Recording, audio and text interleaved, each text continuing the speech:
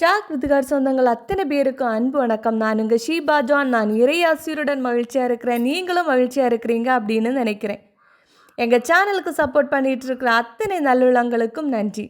எங்களுக்காக நீங்களும் உங்களுக்காக நாங்களும் ஜெபிப்போம். இறைவன் நம் ஒவ்வொருவரையும் நிறைவாக ஆசீர்வதிப்பாராக. குழந்தைகளுக்கான சிறுகதைகள் ஆதாமும் ஏவாளும், காயின் ஆபேல், சாலமோனின் ஞானமிகு தீர்ப்பு, காணாமல் போன மகன், நோவா தாத்தா என பல தலைப்புகளிலே கொடுக்கப்பட்டுள்ளது. லிங்க் டிஸ்கிரிப்ஷனில் கொடுத்துருக்குறோம், செக் பண்ணி பாருங்க. திருவிவிலியம் எழுதுதல் நாள் 120, எண்ணிக்கை 18ஆம் அதிகாரம் எழுதி முடிச்சாச்சு. குருக்கள், லேவியர் கடமைகள், குருக்களின் பங்கு, லேவியருக்குரிய 10 பங்கு என 3 தலைப்புகளிலே அதிகாரம் முழுவதும் கொடுக்கப்பட்டுள்ளது. சற்றலசுவோம் வாருங்கள். பின்னர் ஆண்டவர் ஆரோனிடம் கூறியது, நீயும் உன் புதல்வரும் உன்னோடிருக்கும் உன் மூதாதையர் வீட்டாரும் திருவுறைவிடம் தொடர்பான குற்றத்தை சுமப்பீர்கள். உங்கள் குருத்துவம் தொடர்பான குற்றத்தையோ நீயும் உன்னோடிருக்கும் உன் புதல்வரும் சுமப்பீர்கள். உன் மூதாதையர் குலமான லேவி குலத்திலுள்ள உன் சகோதரரையும் உன்னுடன் கூட்டிக் கொண்டு வர வேண்டும். அவர்கள் உங்களோடு சேர்ந்து நீயும் உன்னோடிருக்கும் உன் புதல்வரும் உடன்படிக்கை கூடாரத்தின் முன் நிற்கும்போது உங்களுக்கு உதவி செய்யட்டும். அவர்கள் உங்களுக்கு உதவி செய்து கூடாரத்தின் அனைத்து கடமைகளையும் கவனித்துக் கொள்வார்கள்.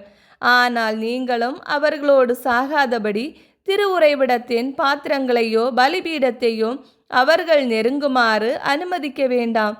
அவர்கள் உங்களோடு சேர்ந்து சந்திப்பு கூடாரத்தையும் கூடாரத்தின் அனைத்து வேலைகளையும் கவனித்துக் கொள்வார்கள். வேறு எவரும் உங்கள் அருகில் வரலாகாது. இஸ்ரேல் மக்கள் மேல் இனி என்றுமே சினமிராதபடி திருவுறைவிடத்தின் கடமைகளையும் பலிபீடத்தின் கடமைகளையும் நீங்களே கவனித்துக் கொள்ள வேண்டும். இதோ உங்கள் சகோதரராகிய லேவியரை இஸ்ரேல் மக்களிலிருந்து நான் தேர்ந்தெடுத்தேன்.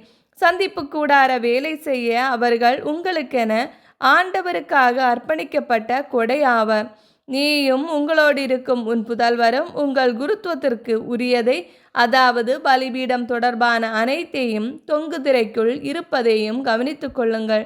நீங்கள் பணிபுரியும்படி உங்கள் குருத்துவத்தையும் ஒரு கொடையாகவே தருகிறேன். அவற்றை நெருங்குகிற வேறு எவனும் கொல்லப்படுவான்.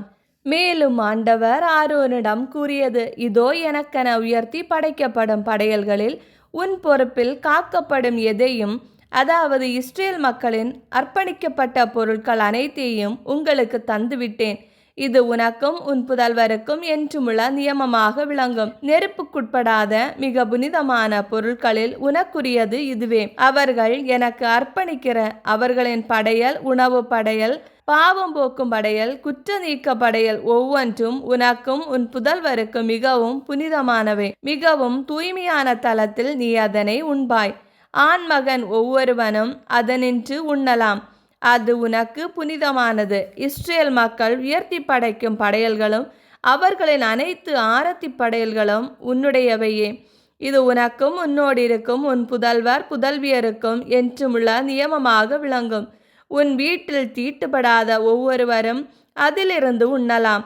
உயர்தர எண்ணெய், உயர்தர திராட்சை ரசம், உயர்தர தானியம் அனைத்தையும் அவர்கள் ஆண்டவருக்கு செலுத்தும் முதற் பலன்களையும் நான் உனக்கு தருகிறேன். அவர்களது நிலத்தின் முதற்கனிகளாக அவர்கள் ஆண்டவரிடம் கொண்டு வரும் அனைத்தும் உன்னுடையது. உன் வீட்டில் தீட்டுப்படாத ஒவ்வொருவரும் அதிலிருந்து உண்ணலாம். இஸ்ரேலில் அர்ப்பணிக்கப்பட்ட பொருட்கள் ஒவ்வொன்றும் உன்னுடையதாக இருக்கும். மனிதராயினும் விலங்காயினும் முதலில் கருப்பையை திறக்கும் அனைத்திலும் அவர்கள் ஆண்டவருக்கு படைக்கின்ற ஒவ்வொன்றும் உன்னுடையது. ஆயினும் மனிதரில் தலைப்பேரானவனை நீ மீட்டுக் கொள்வாய். தீட்டான விலங்கின் தலையீற்றையும் நீ மீட்க வேண்டும்.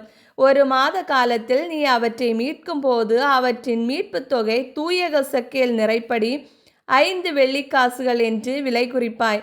அது 12 கிராம் ஆகும். ஆனால் மாடு, ஆடு, வெள்ளாடு இவற்றின் தலையீற்றை நீ மீட்க வேண்டும். அவை புனிதமானவை. அவற்றின் இரத்தத்தை நீ பலிபீடத்தின் மேல் தெளிப்பாய். அவற்றின் கொழுப்பை நெருப்பு பலியாக்குவாய். அது ஆண்டவருக்கு உகந்த நறுமணமாக விளங்கும். ஆரத்தி படையலாக அளிக்கப்படும் இறைச்சியான அவற்றின் மார்பகமும் உண்ணாம்தொடையும் உன்னை சேரும். இஸ்ரேல் மக்கள் ஆண்டவருக்கு உயர்த்தி படைக்கும் புனித படையல்கள் அனைத்தையும் நான் உனக்கும் உன்னோடிருக்கும் உன் புதல்வர் புதல்வியருக்கும் என்றுமுள்ள நியமமாக தருகிறேன். இது உனக்கும் உன்னோடிருக்கும் உன் வழிமரபுக்கும் ஆண்டவர் திருமுன் என்றுமுள்ள உப்பு உடன்படிக்கை ஆகும். மேலும் ஆண்டவர் ஆரோனிடம் கூறியது, அவர்கள் நாட்டில் உனக்கு உரிமை சொத்து ஏதுமில்லை, அவர்களிடையே உனக்கு பங்கும் இல்லை. இஸ்ரேல் மக்களிடையே உனக்கு பங்கும் உரிமை சொத்தும் நானே. இஸ்ரேலின் 10 அனைத்தையும் லேவியருக்கும் உரிமை சொத்தாக தந்திருக்கிறேன். சந்திப்பு கூடார பணியில் அவர்கள் ஏற்கும் பங்கிற்கு இதுவே கைமாறு. இது முதல் இஸ்ரேல் மக்கள் சந்திப்பு கூடாரத்தருகில் வரவேண்டாம்.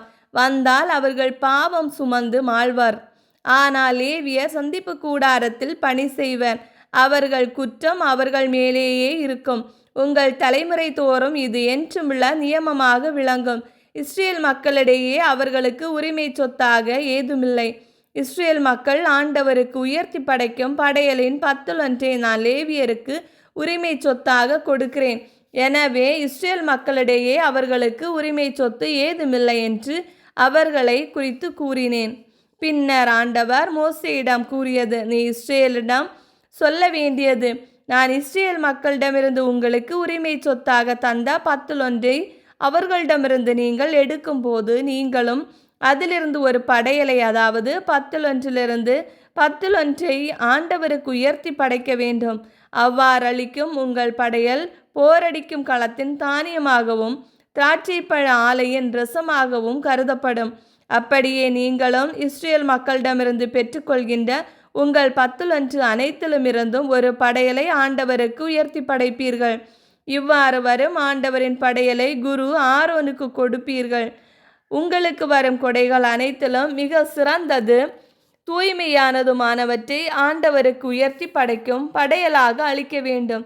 எனவே நீ அவர்களிடம் சொல்ல வேண்டியது, அதிலிருந்து மிக சிறப்பானதை நீங்கள் படைத்த பின் மீதியானது லேவியருக்கு போரடிக்கும் களத்தினின்றும் திராட்சைப்பழ ஆலையினின்றும் வரவேண்டியவையாக கருதப்படும். அதனை எவ்விடத்திலும் நீங்களும் உங்கள் வீட்டாரும் உண்ணலாம்.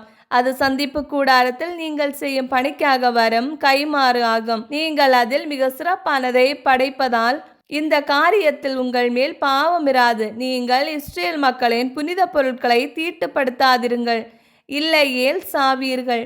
இவ்வாறு எண்ணிக்கை 18 அதிகாரம் நிறைவு பெறுகிறது. மேலும் என்னென்ன பொறுத்திருந்து பார்ப்போம். இந்த வீடியோ பிடிச்சிருந்தா லைக் பண்ணுங்கள், உங்கள் ஃப்ரெண்ட்ஸ் அண்ட் ஃபேமிலிக்கு ஷேர் பண்ணுங்கள். உங்களுடைய கருத்துக்களை கமெண்டில் சொல்லுங்கள். இறையோடு உறவாட எங்களோடு இருங்க. மீண்டும் சந்திப்போம். அன்புடன் உங்கள் ஷீபா ஜோன்.